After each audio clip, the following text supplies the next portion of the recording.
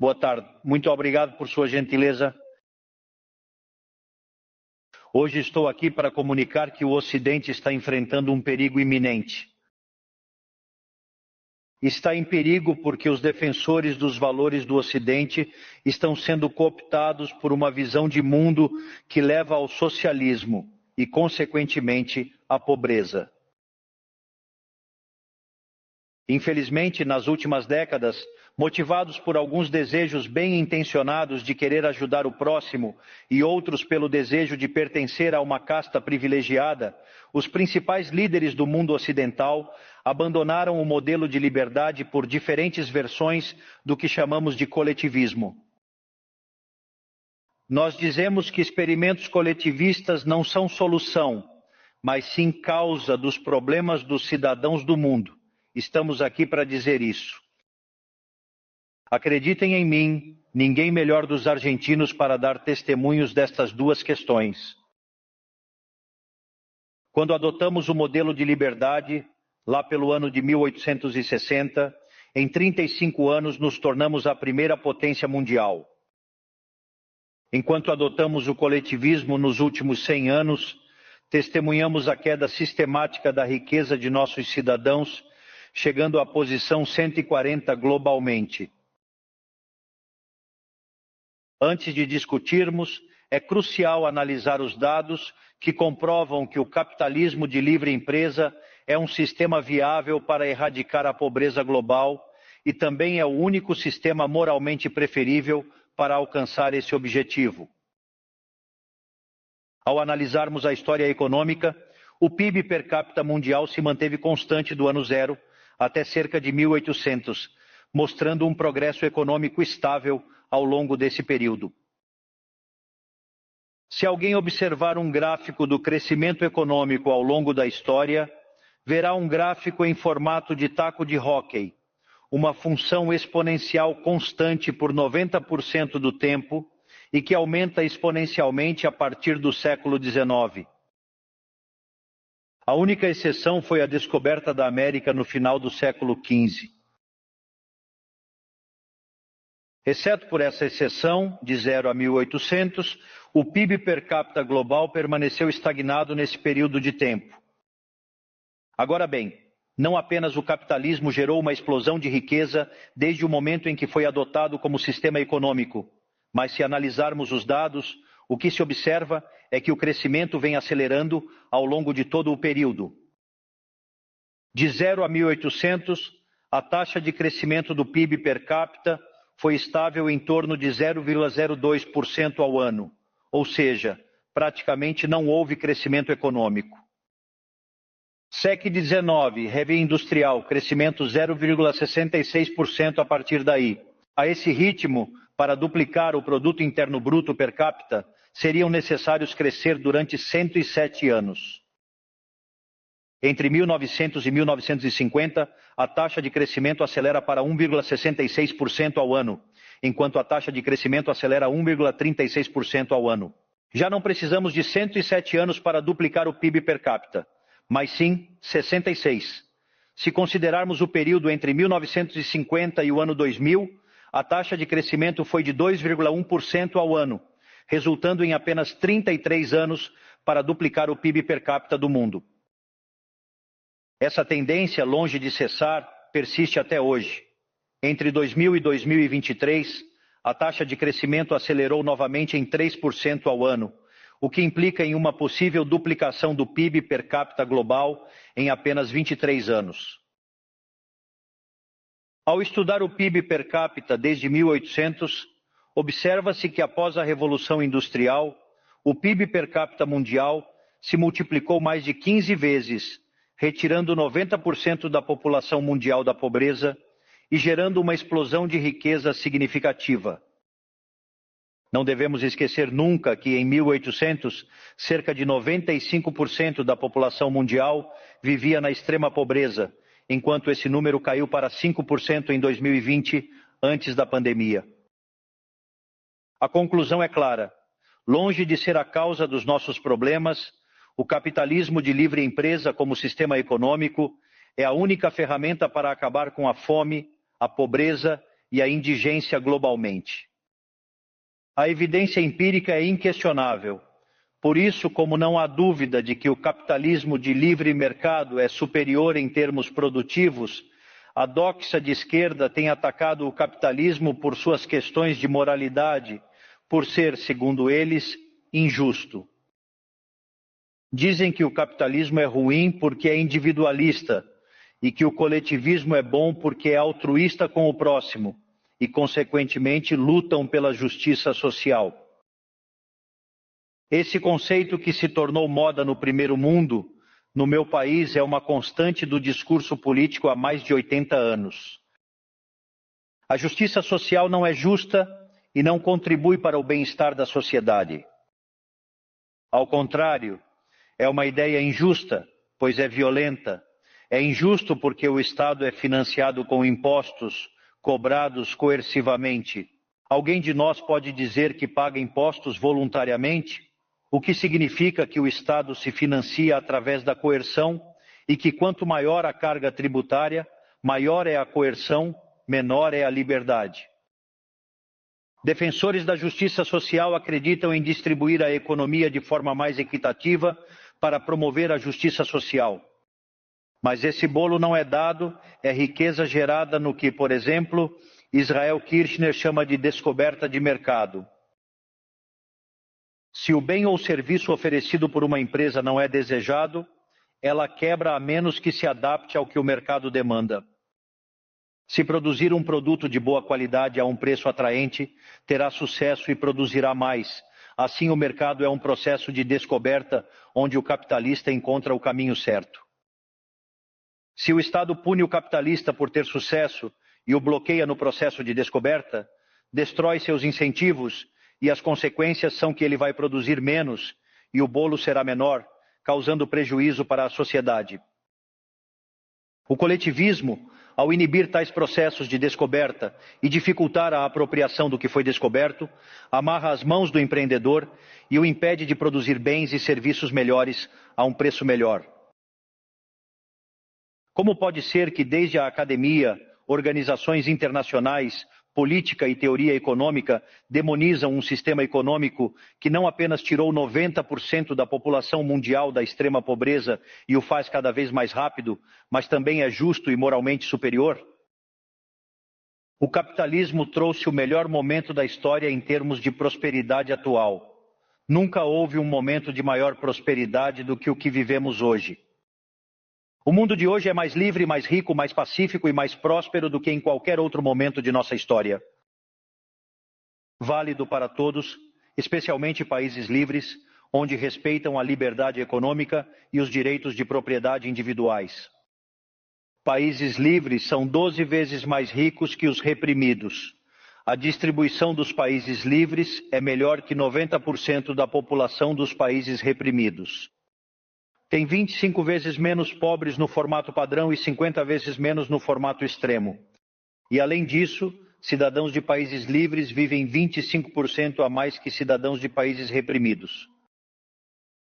Agora, para entender o que viemos defender, é importante definir o que estamos falando quando falamos de libertarianismo.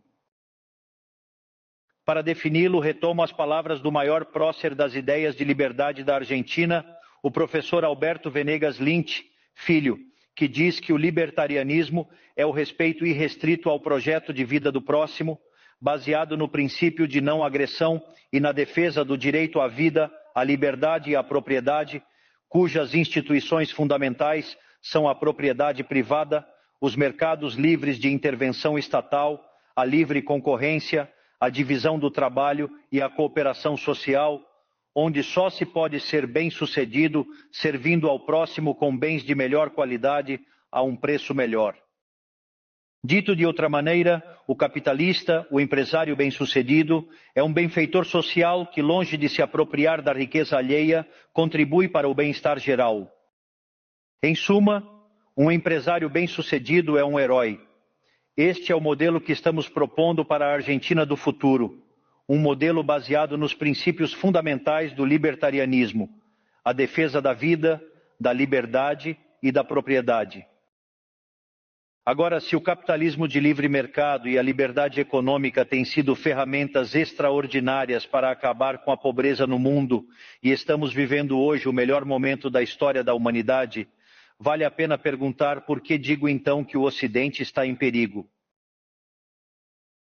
Digo que o Ocidente está em perigo porque nos países onde deveríamos defender os valores do livre mercado, da propriedade privada e das demais instituições do libertarianismo, setores do establishment político e econômico estão minando os fundamentos do libertarianismo, abrindo as portas para o socialismo e nos condenando à pobreza, à miséria e à estagnação. O socialismo é sempre um fenômeno empobrecedor, falhando em todos os países onde foi tentado. Foi um fracasso econômico, foi um fracasso social, foi um fracasso cultural e também matou mais de 100 milhões de seres humanos. O problema do Ocidente hoje é enfrentar os defensores do socialismo empobrecedor, mesmo após a queda do muro e a evidência empírica esmagadora, além de nossos próprios líderes, pensadores e acadêmicos que, baseados em uma teoria equivocada, minam os fundamentos do sistema que trouxe a maior expansão de riqueza e prosperidade em nossa história. O referencial teórico que menciono é o da teoria econômica neoclássica, que acaba sendo funcional na intromissão do Estado, do socialismo e da degradação da sociedade. O problema dos neoclássicos é que, como o modelo do qual eles se apaixonaram não mapeia para a realidade, eles atribuem o erro à suposta falha de mercado, em vez de revisar as premissas de seu modelo. Sobre o texto de uma suposta falha de mercado, são introduzidas regulamentações que geram distorções no sistema de preços, impedindo o cálculo econômico e a poupança, o investimento e o crescimento.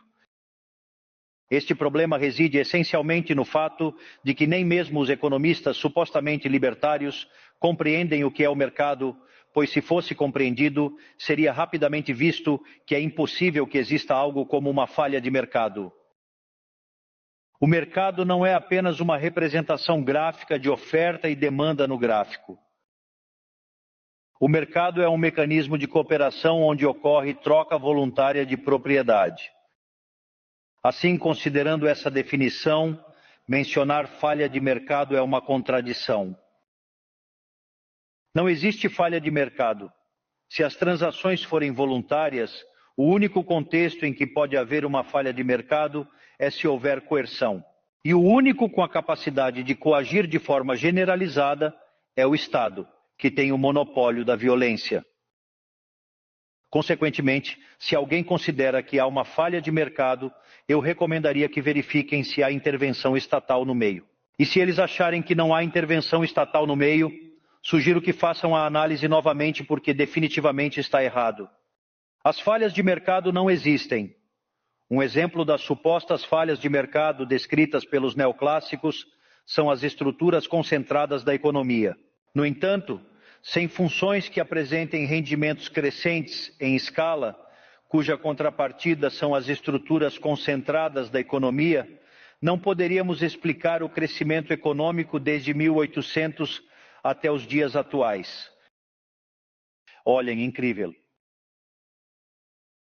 Desde o ano de 1800 em diante, com a população se multiplicando mais de 8 ou 9 vezes, o produto per capita cresceu significativamente, aumentando mais de 15 vezes em relação ao seu valor inicial, o que é um crescimento impressionante.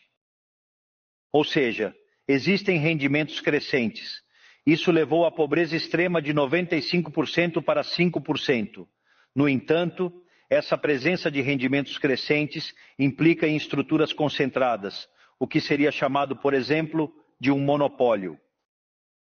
Como pode ser que algo que tenha gerado tanto bem-estar para a teoria neoclássica possa, na verdade, ser considerado uma falha de mercado? Economistas neoclássicos, pensem fora da caixa. Quando o modelo falha, não fiquem com raiva da realidade, fiquem com raiva do modelo e mudem-no. O dilema do modelo neoclássico é aperfeiçoar o mercado atacando suas falhas para melhorar seu funcionamento. Ao fazê-lo, abrem portas do socialismo e atentam contra o crescimento econômico. Exemplo: regular monopólios, destruir seus lucros e destruir os retornos crescentes, automaticamente destruiria o crescimento econômico. Ao corrigir falhas de mercado por desconhecimento ou apego a modelos falidos, abrem-se portas ao socialismo e condena-se à pobreza. Cuidado ao corrigir supostas falhas sem entender o mercado, pois isso também pode levar à pobreza. No entanto, considerando a teoria de que a intervenção estatal é prejudicial e sua evidência empírica de fracasso inevitável, a solução coletivista propõe maior regulamentação, não liberdade. Isso leva a uma espiral de regulamentações, resultando em empobrecimento geral e dependência de um burocrata em escritório luxuoso para a vida de todos nós. Após o fracasso dos modelos coletivistas e os avanços do mundo livre, os socialistas foram forçados a mudar sua agenda. Deixaram a luta de classes baseada no sistema econômico por outros conflitos sociais prejudiciais para a vida em comunidade e para o crescimento econômico. A primeira dessas novas batalhas foi a luta ridícula e antinatural entre o homem e a mulher. O libertarianismo já estabelece a igualdade entre os sexos. A base do nosso credo diz que todos os homens são criados iguais, que todos têm os mesmos direitos inalienáveis concedidos pelo Criador, incluindo vida, liberdade e propriedade. Devo apenas a esta agenda do feminismo radical uma maior intervenção do Estado para atrapalhar o processo econômico e dar emprego a burocratas que não contribuíram para a sociedade, como Ministérios da Mulher ou organismos internacionais que promovem essa agenda. Outro dos conflitos que os socialistas levantam é o do homem contra a natureza. Sustentam que os seres humanos danificamos o planeta e que ele deve ser protegido a todo custo, inclusive defendendo mecanismos de controle populacional ou a agenda sangrenta do aborto. Infelizmente, essas ideias nocivas têm permeado fortemente nossa sociedade. Neomarxistas cooptaram o senso comum do Ocidente através da apropriação de mídia, cultura, universidades e organizações internacionais, influenciando o pensamento e as instituições. O último caso é grave, pois envolve instituições com influência nas decisões políticas e econômicas dos países integrantes desses organismos multilaterais. Felizmente, somos cada vez mais os que nos atrevemos a levantar a voz, pois se não combatermos essas ideias, o destino será mais Estado, mais regulação, mais socialismo, mais pobreza, menos liberdade e, consequentemente, pior qualidade de vida. O Ocidente, infelizmente, já começou a percorrer este caminho. Eu sei que para muitos pode parecer ridículo afirmar que o Ocidente se voltou para o socialismo, mas isso só é ridículo na medida em que se restringe a definição econômica tradicional do socialismo, que estabelece que é um sistema econômico onde o Estado é o proprietário dos meios de produção.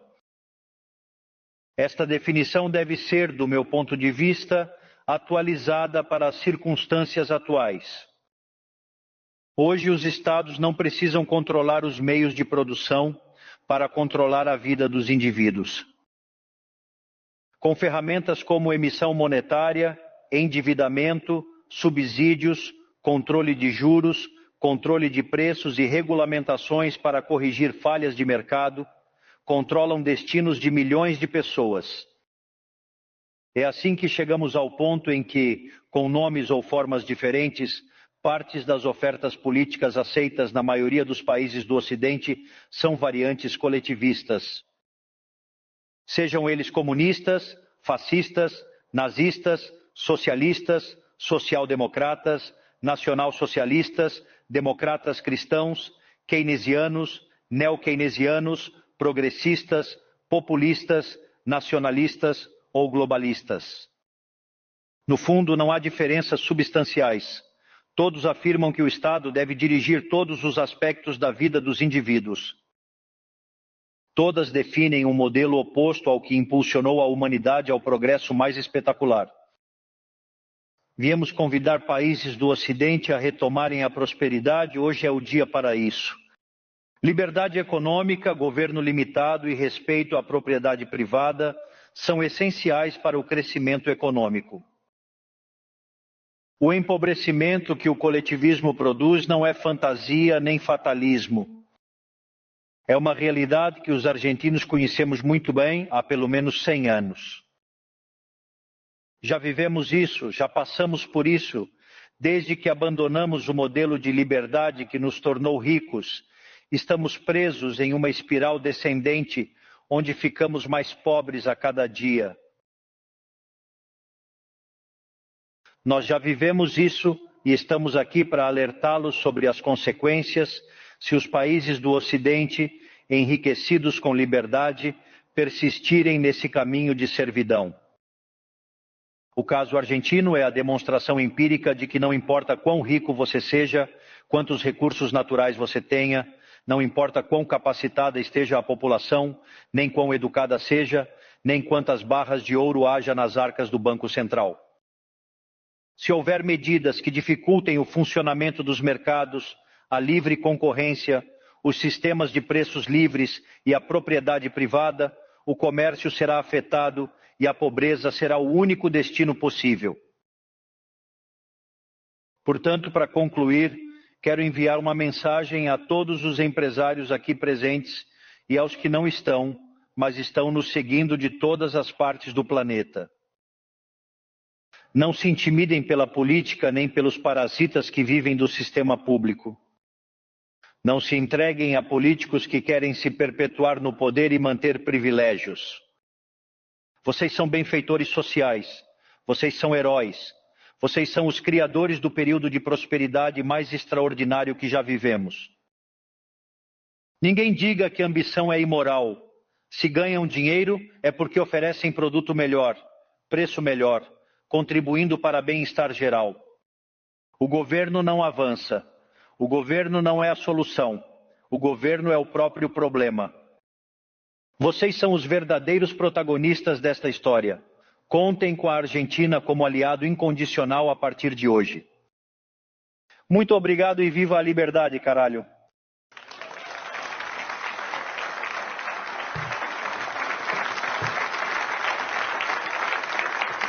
Obrigado.